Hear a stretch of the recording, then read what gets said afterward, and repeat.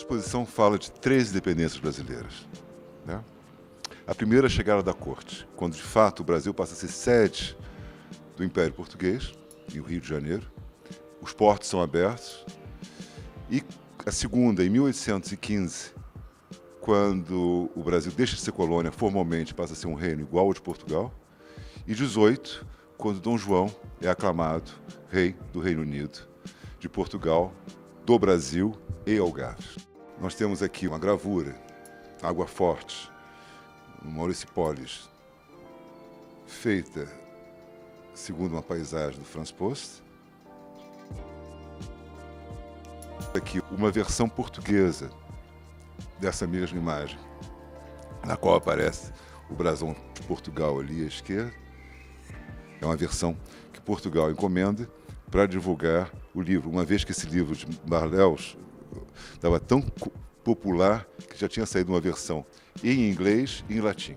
Aqui nós entramos num espaço onde ocorre a primeira, de certa forma, primeira e última expedição iluminista portuguesa, né? Portugal faz a chamada viagem filosófica de Alexandre Rodrigues Ferreira pelas províncias Grão-Pará e Rio Negro.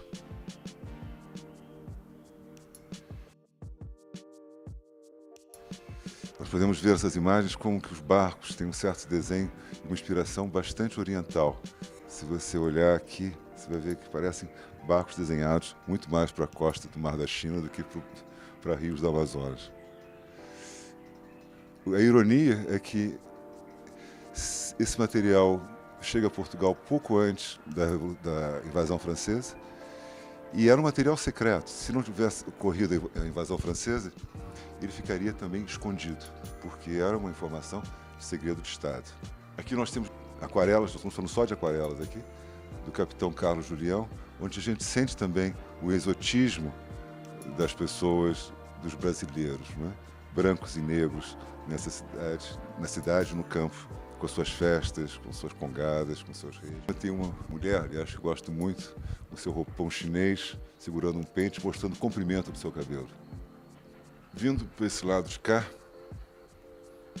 é uma espécie de destaque que eu acho que era importante ser feito,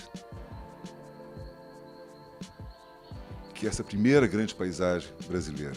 Essa paisagem foi considerada pelo próprio Humboldt, Alexandre von Humboldt, como sendo a mais bela expressão de uma mata do Novo Mundo.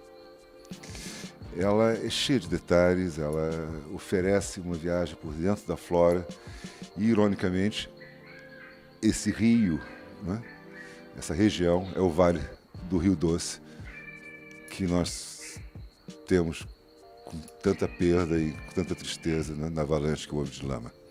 Aqui está de novo o Vale do Rio Doce. Dá para perceber o esplendor que era de vegetação.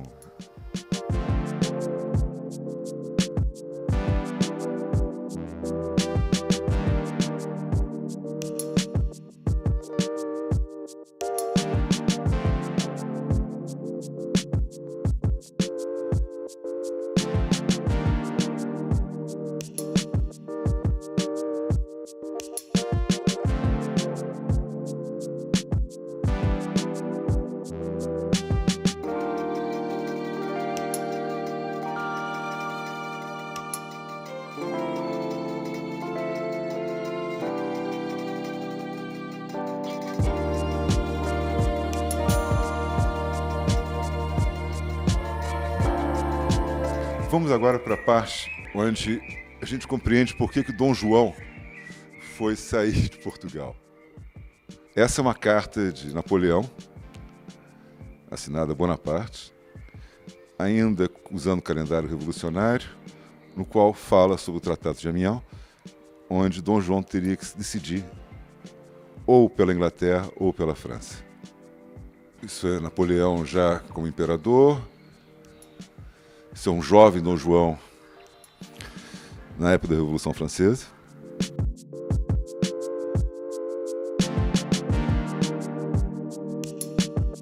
Essa aquarela que mostra uma cena de grande violência é uma aquarela de propaganda revolucionária. pintada por quem? Pelo nosso Debré, Jean-Baptiste Debré, que traz isso para o Brasil. Se tivesse encontrado essa aquarela na bagagem de Debré, ele teria sido enviado de volta para a França ou preso, porque é exatamente esse mundo que Dom João quer escapar. Aqui é uma alegoria em italiano que mostra Dom João já como rei, apesar de não ser rei, ele é príncipe regente, ao lado de Dona Carlota, que está atrás, perdão, e Dona Maria, primeira, sua mãe, que está no meio. Do lado está a prudência, a temperança, a coragem, Portugal chorando e a América oferecendo um novo trono, um novo mundo à direita, com seu panacho de plumas.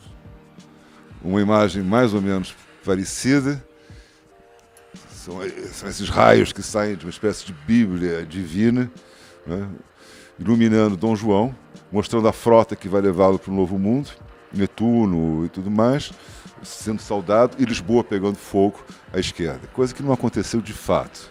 Lisboa não pegou fogo. Mas se Lisboa não pegou fogo, houve muita fome em Lisboa, como mostra essa belíssima gravura feita a partir do Siqueira, que era um norte português da época, que é a distribuição de sopa em Lisboa.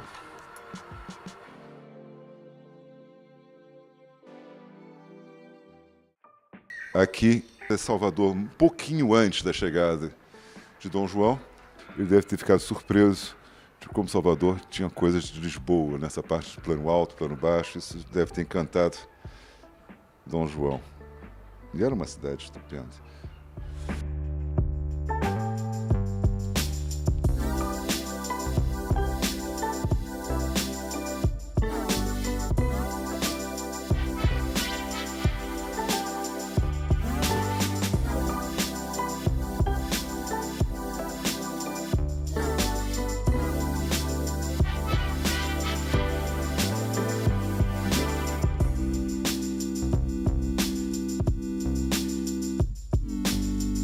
Aqui em Salvador, um pouco depois da chegada dele, nessa água tinta colorida de Salatê,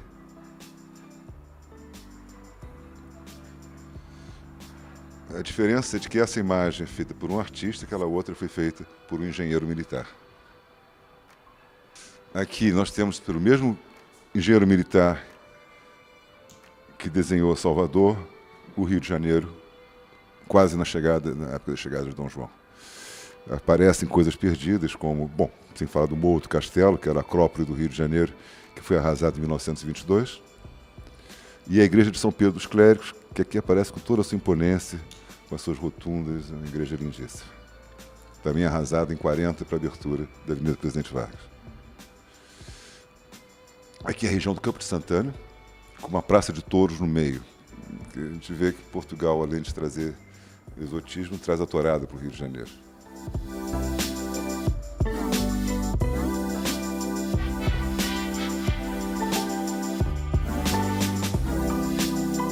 Essa imagem é uma imagem que me encanta, é feita por um francês, Jacques Arago, em 1817, 18, ele dá a volta ao mundo, que é o atual teatro João Caetano, que na época era o Teatro São João. Ele era um teatro muito gracioso, cheio de elementos orientais, como os pagodes chineses, as torrinhas e tudo mais. E no meio, no primeiro plano, nós temos os pedintes, que curiosamente se vestiam como mandarins chineses.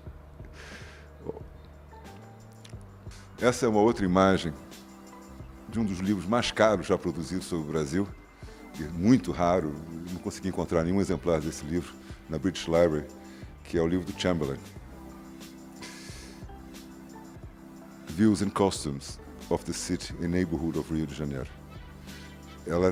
O que é interessante é como que o movimento dessa topografia do Rio de Janeiro também parece que nós estamos no Mar da China, muito mais do que no Novo Mundo. Essas embarcações, essas chalupas, enfim. Sem falar da galeota real que está passando o primeiro plano aqui. Aqui uma pequena gravura desse período. De novo os pedintes com vestidos de mandarim no primeiro plano. Aqui é o mapa dos caminhantes. É um mapa feito no período que Dom João chega aqui e permitia que você fizesse trilhas pelo Brasil inteiro. É bom lembrar que é um país não muito avesso à visita de gente de fora, num país fechado até a chegada da corte em 1808.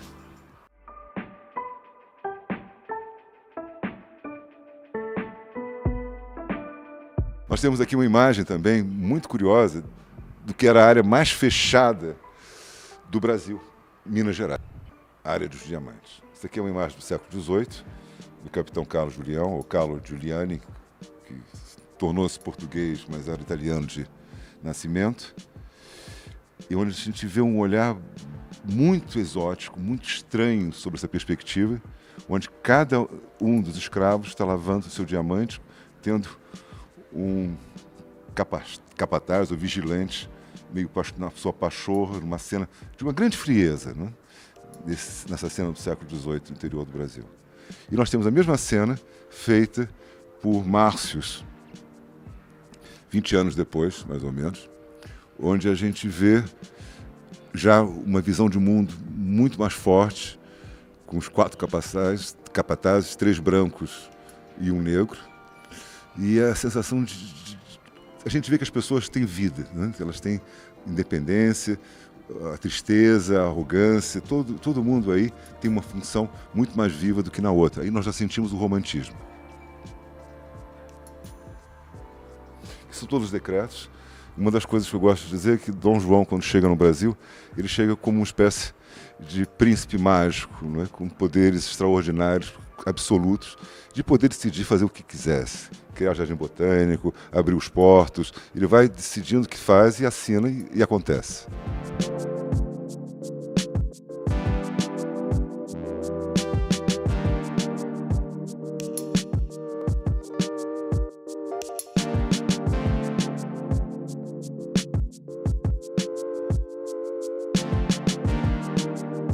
Aqui é o original que nós vimos antes do desenho do decreto do Reino Unido.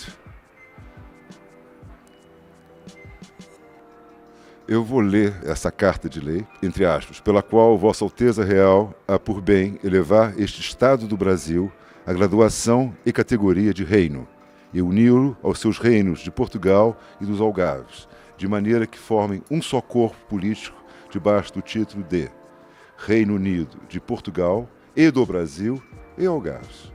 Tudo na forma acima declarada. Então era uma coisa que realmente Algarves fica como um apêndice, mas é o Reino Unido de Portugal e Brasil.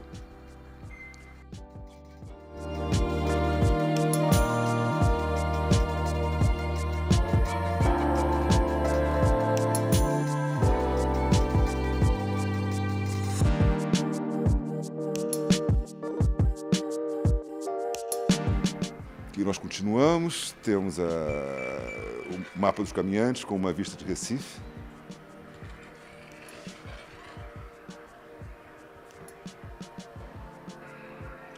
Aqui é um negro feiticeiro, como gosta de dizer Debré, cuja elegância é estupenda, que parece muito mais um mestre-sala marcando seu espaço, vestido com a sua roupa de seda rosa, meias, azul sobre ouro.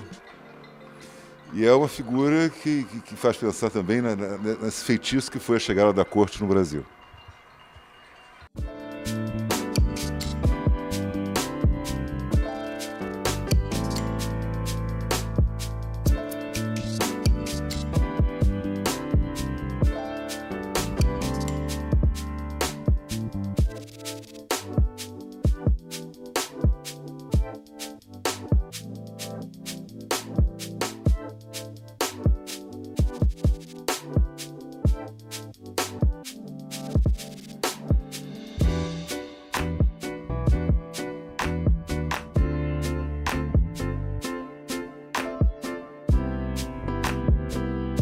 Temos o Chamberlain mostrando o paço que ainda sobrevive miraculosamente na Praça 15, que foi a primeira residência de Dom João, que foi o paço de despachos até o fim da monarquia.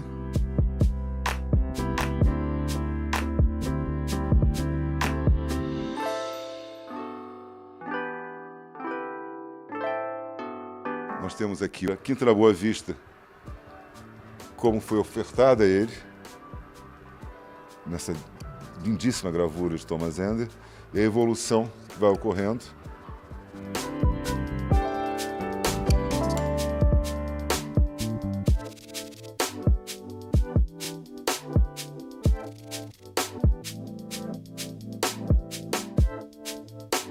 Essas são cenas do cotidiano, que vão sendo substituídas uma imagem atrás da outra.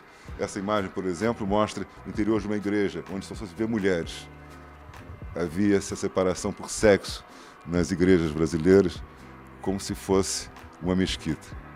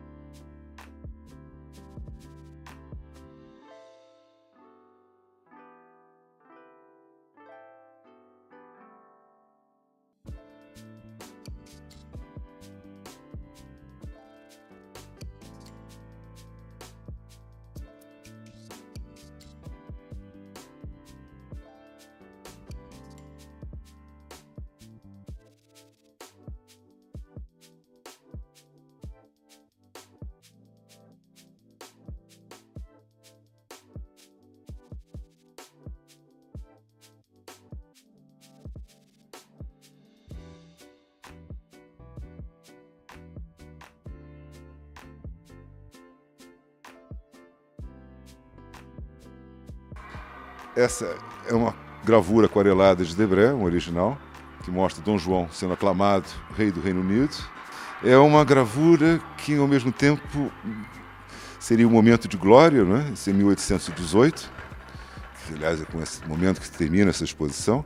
Mas, ao mesmo tempo, a gente sente em Dom João uma certa tristeza. Ele está acabrunhado, ele está preso, é como se ele estivesse entrando no seu próprio inverno. Ele vai viver mais 8 anos. Aqui nós temos uma cena que é muito especial, que é o beijamão no interior do Paço. Não sei se você consegue captar o sujeito se jogando, praticamente beijando o sapato do rei em vez da mão. Uma cena muito mais de um potentado oriental do que de um rei europeu.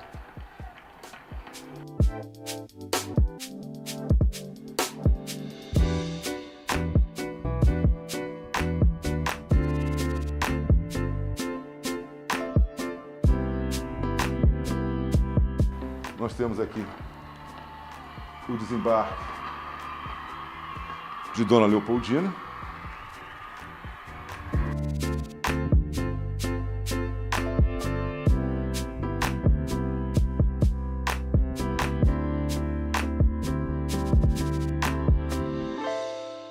Essa é Leopoldina.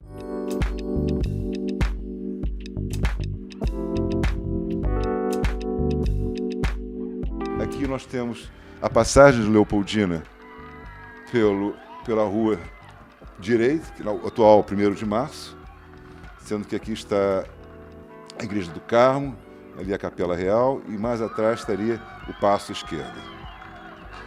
Essa é uma gravura feita a partir de um desenho de Debré, que era uma gravura de propaganda. Na verdade, é importantíssimo divulgar esse rei, a sua aclamação no Rio de Janeiro, com a coroa e mostrando as armas de Portugal, Brasil e Algarve.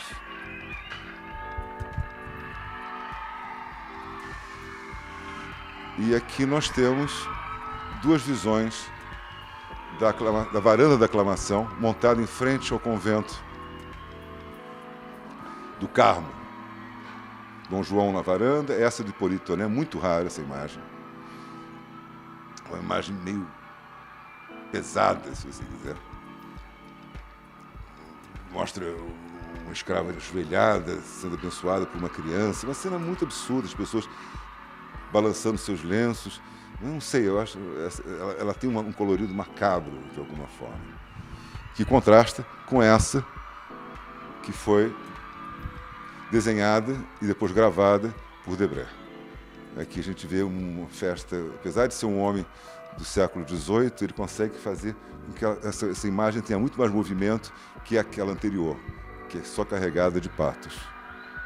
Aqui nós temos mais uma imagem de Dom João.